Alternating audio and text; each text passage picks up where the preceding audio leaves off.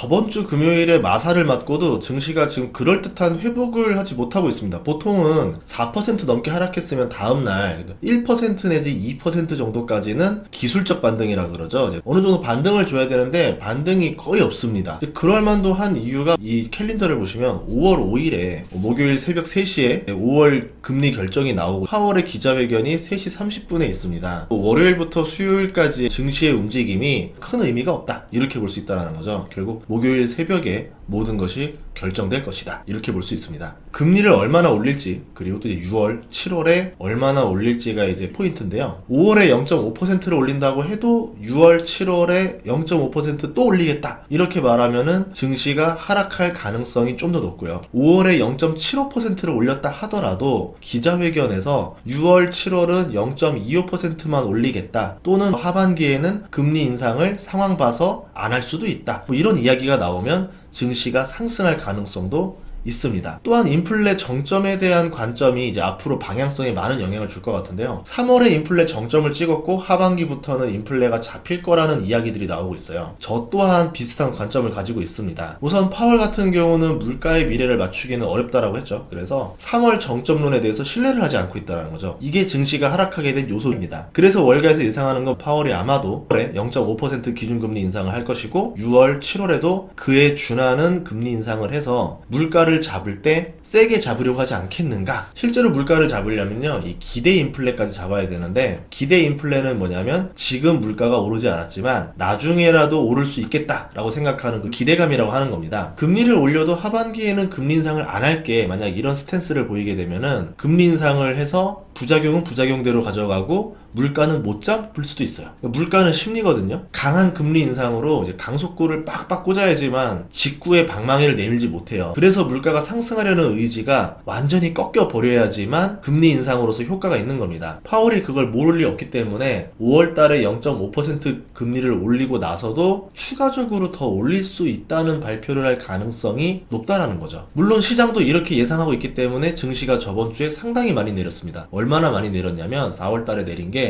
2008년 수준만큼 내렸다라는 뉴스가 나왔거든요. 기자회견이 상당히 부정적으로 나올 가능성이 높다, 이렇게 점치고 있는 거예요. 한간에는 0.75%를 한 번에 올리는 자이언트 스텝 이야기도 나오고 있습니다. 미국채 10년물 금리를 보면요, 2달 전에 1.7%였었습니다. 근데 지금 2.9%예요. 벌써 1.2%가 올랐어요. 제가 지금 방송을 찍고 있는 순간에도 계속 오르고 있습니다. 2018년 가장 고점이 3%였는데 벌써 거기까지 올라왔어요. 10년 들어서 가장 높은 수준까지 도달한 상태입니다. 기준금리 인상이 상당할 것이라고 전망한다는 거죠. 원자재도 보면요, 금, 유가, 구리, 옥수수 대부분이 빠르게 하락하고 있습니다. 원자재 가격들이 FOMC가 임박하자 떨어진다라는 거는 마찬가지로 강한 금리 인상을 예상한다, 이렇게 볼 수 있다라는 거죠. 달러 지수도 볼까요? 2달 전 대비 7.7%가 상승했습니다. 금리가 오르고 유동성이 줄어들면 달러의 가치가 상승합니다. 꽤나 강한 양적 긴축을 예상하고 있다, 이렇게 볼 수 있다는 거죠. 여러 지표들이 똑같은 말을 하고 있어요. 이번 FOMC 기준금리 인상이 생각보다 강할 것이다에 대부분 지표들이 예상하고 움직이고 있습니다. 일각에서는 올해 연말 기준금리가 5%까지 올라야 된다라고 보는 관점이 있어요. 0.5%씩 6번 올려야지만 연말에 기준금리가 3.5%입니다. 이 얘기는 0.75%씩 올해 6번 하라는 얘기죠. 지표들, 언론들 모두 지금 이런 상황이기 때문에 증시에 대해서 부정적인 시각이 압도적이라는 거예요.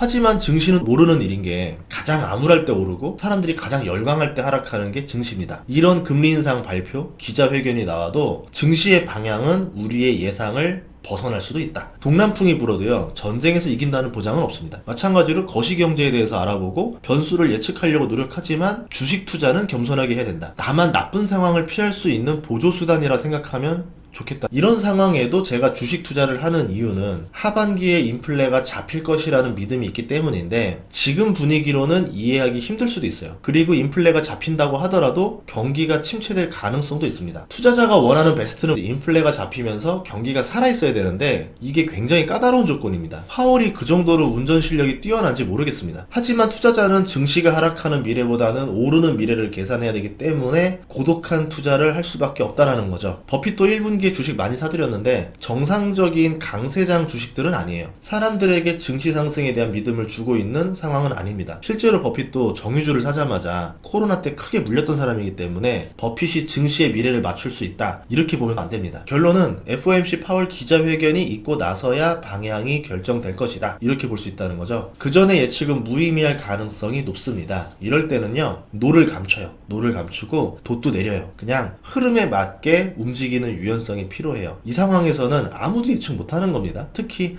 거시경제상으로 금리 인상 세게 할 거라는 거는 대부분이 보고 있는데, 그래서 증시가 내릴 거라 생각하는 거잖아요. 그런데 금리 인상은 세게 했는데 증시가 오를 수도 있는 거예요. 반대로 금리 인상을 세게 했는데 증시가 내려요.